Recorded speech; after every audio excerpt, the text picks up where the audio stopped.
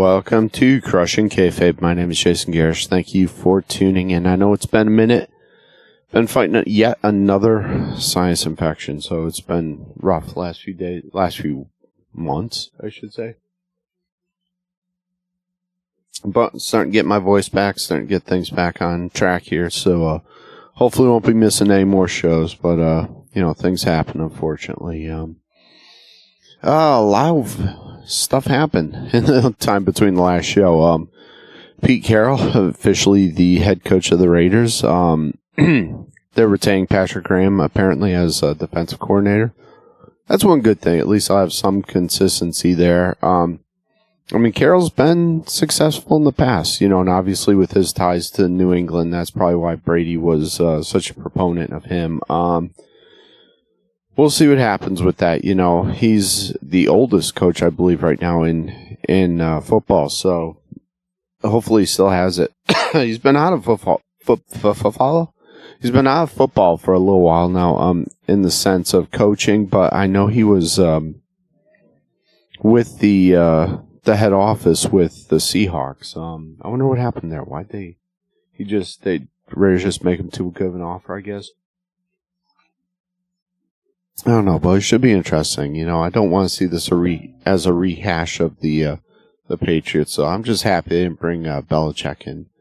I know they've had talks with him. They must have at some point. Brady got on the phone and said, "Hey, Bill, what you up to lately?" And he's coaching the college ranks. I wouldn't be shocked if you see him come back to the come back to the NFL anytime soon. I would not be shocked at all, but we'll see how that all plays out. I'm looking forward to it.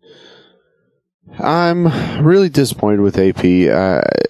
That one interim season, he got the penalties down, he got discipline down, and it's like everything he learned that season, everything that he was doing, it seems like he stopped doing. So I don't know what the deal is there. Did he just was it inexperience? Did he just get lazy? What's going on? Because he really had a good thing going there. I thought had that defense playing like it was on fire, and then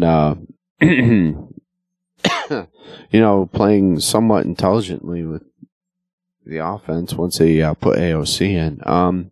But yeah, that's one thing I'd be interested in, because Carroll's been somewhat of a quarterback whisperer. I'd be interesting to see how he interacts with AOC. There's been a lot of rumors about him bringing back Russell Wilson. I hope not. I think he's probably done. But be interesting. I'm not a big Wilson fan. I liked his play in Seattle. He did well there, but we'll see if we can bring a championship back to the Raiders, or at least playoffs. That would be nice. Like I said, a lot of stuff going on. The family and I watched Transformers 1 yesterday.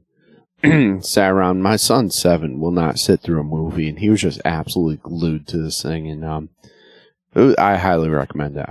Maybe it's because I'm from that generation that's Transformers fans. I love the toys. I love the animated series. I love the movie. Even though it broke all of our hearts. Spoiler alert.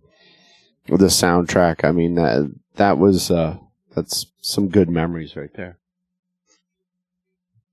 Like I said, once again, except for the ending. But, excuse me, still getting over this thing. It's crazy. It's going to be like 71 degrees today in Tennessee, or at least in the western Tennessee, in the Gibson County area. So it's going to be absolutely beautiful. Maybe I can sneak out and get some skateboarding in if I don't cough to death. But yeah, Transformers 1, very cool.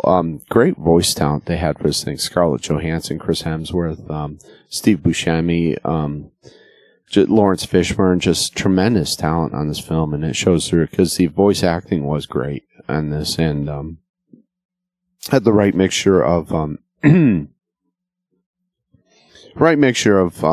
comedic relief at the right points. It was a little intense for my son at some points, but all in all, very good film. I wish They did, Bumblebee did say a bad word in it, and he repeated it a few times, which I wasn't real happy with, just because of my son. Aside from that, they didn't have to do that.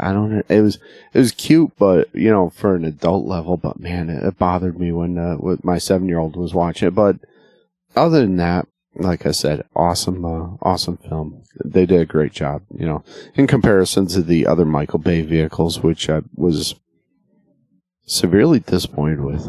Didn't really like the live action stuff. Excuse me. But this kind of made up for it. It felt old school. It was a great origin story, about how the Autobots and Decepticons, came about, and they had a little bit of a twist in there. I'm not going to give too much away, but, it was a good story. Other than that, I guess, what do we have going on? Not much, huh? Nothing wrestling. Obviously we had the Royal Rumble. I haven't been able to cover anything up to that. I wasn't able to do a show on Saturday Night's Main Event second show. They had, all of it was leading up to the Rumble, which is obviously leading up to WrestleMania. This is officially the start of quote-unquote WrestleMania season, with the Rumble, because we start setting up matches and start booking for the Mania with this. It was great seeing Stephanie at the start. I'd like to start things off. That was really cool. Women's Rumble was the first match. Excellent match. I know it's going to have its detractors, but excellent match. I did not see the wardrobe malfunction by Lyra Valkyria. I did not witness it firsthand. I saw that later on through clips, but that's a shame.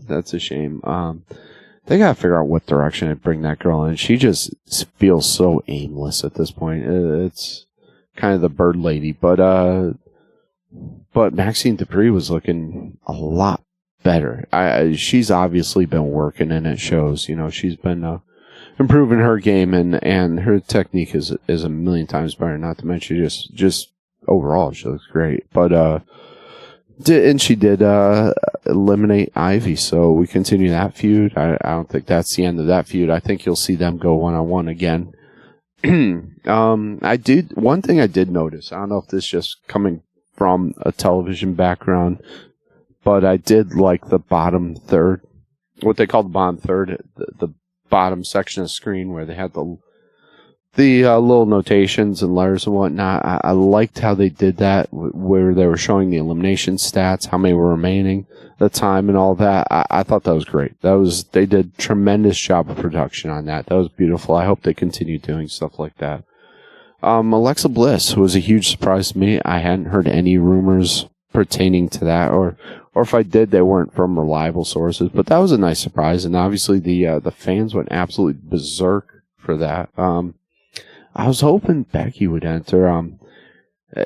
Nikki Bella coming back was a huge letdown for me. I can't stand the Bella twins. All right, little editing right there. Unfortunately, I was interrupted during my spiel there, but it is what it is. Life with a 7-year-old, unfortunately, or fortunately, I should say.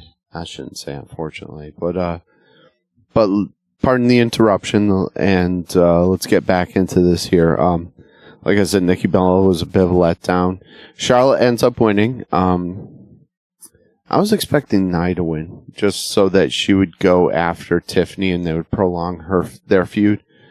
And because you haven't really seen all that much from Tiffany and Nia feud after this. Or before this, I should say. So are they... I thought for sure they were going to prepare that for WrestleMania. I really did. But unless they're going to do that at a later date, revisit it. But they've got some big girls that could probably work with Nia. Are they afraid that they're just going to break Tiffany in half? I don't know. Next we had DIY. I cannot speak today. Man, I'm going to blame the sinus infection. Versus Motor City Machine Guns. First thing you notice with this, they match up physically really well. A lot of the guys going up against Motor City Machine Guns tend to look so much bigger, and DIY seems to match up pretty well. The 2 out of 3 falls with DIY winning with some interference from Street Profits. Let's see. After that, we had our DIY retaining with some interference. Cody versus KO was next. New outfit for Cody. First day with the new vocal cords. I like it. We had Cody winning. There was a scary bump that KO took that looked brutal when he got bent over upside down on top of one of the ladders. That was terrifying, to say the least.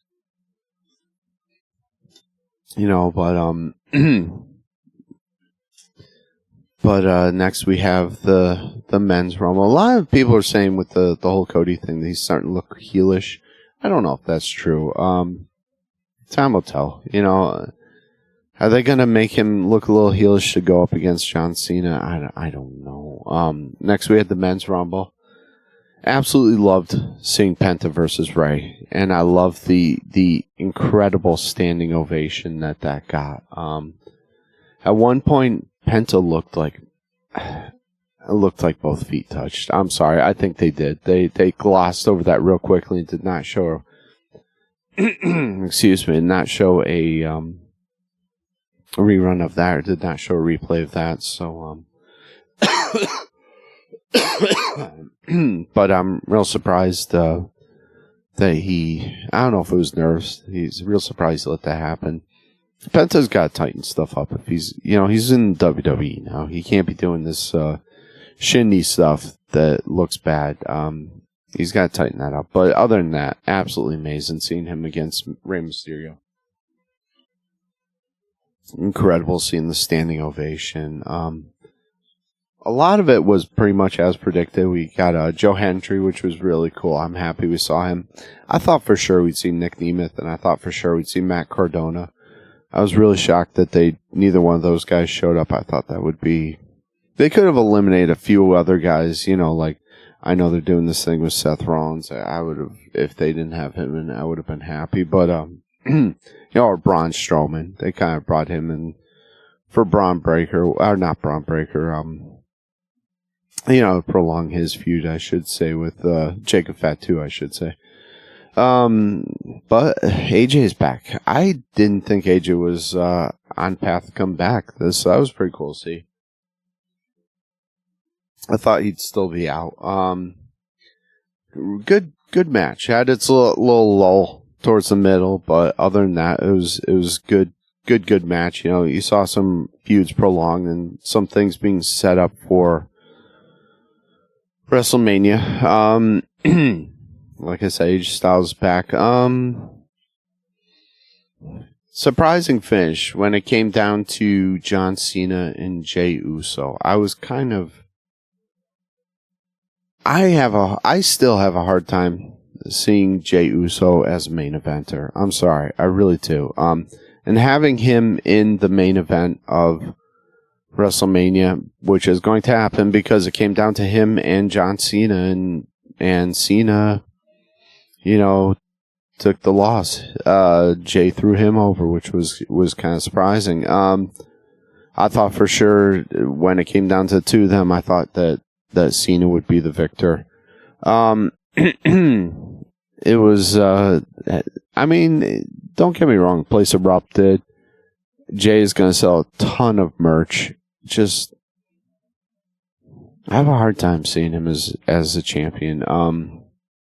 He's got some flaws in his promo. He's got some flaws in his matches. Although his solo matches have gotten a lot better. He's not as bad as he used to be. Great, incredible, one of the best tag team wrestlers ever. I'm having a hard time seeing him as the whole package, though, as a world champion. I really am. And now that you've done this, how do you work in Cena? Cena's talking now about entering the Elimination Chamber. Okay. So is he going to win that? Is Cena going to headline WrestleMania? Huge question. I think he probably will somehow, whether through the Elimination Chamber. Cena versus Cody, possibly with Cena eating the pin. Not what I'm really looking forward to, but it's probably the best booking you can come up with. Problem there is, who goes up against Gunther? That would be Jey Uso, I guess. So Jey Uso versus Gunther, who, if I'm not mistaken, hasn't Gunther beaten him 3 times already? Multiple times? So that's a little bit of an odd choice. So I guess 4th tries a charm kind of thing. But either way, it'll be interesting. I was really hoping to see Punk in the main event. You know, before his career is over, I want to see him main event in WrestleMania. I know it's been a thorn in his side, and it's really bothered him, but, you know, I'm a Punk mark, so I'd love to see Punk get his WrestleMania moment. I think that'd be great. You know, kind of payback for all the garbage he put up with when he was with WWE. Yeah, aside from that, that's pretty much what I had to say. Running out of time here, even though I have no idea what time it is as far as, because I had to interrupt the show, unfortunately, but like I said, that's life with a 7-year-old. God bless him. You know, wouldn't want it any other way, right? What else we got? Well, check out crushingkayfabe.com, crushing with a K. Check us out at Then and Now, and we do have a booth there. There's some great vendors there. Tell them that Crushing Kayfabe sent you. If you're in the Western Tennessee area, you know, that's downtown Trenton, right across from the square, right across from the courthouse, I should say. But yeah, check us out there. Check us out on Patreon.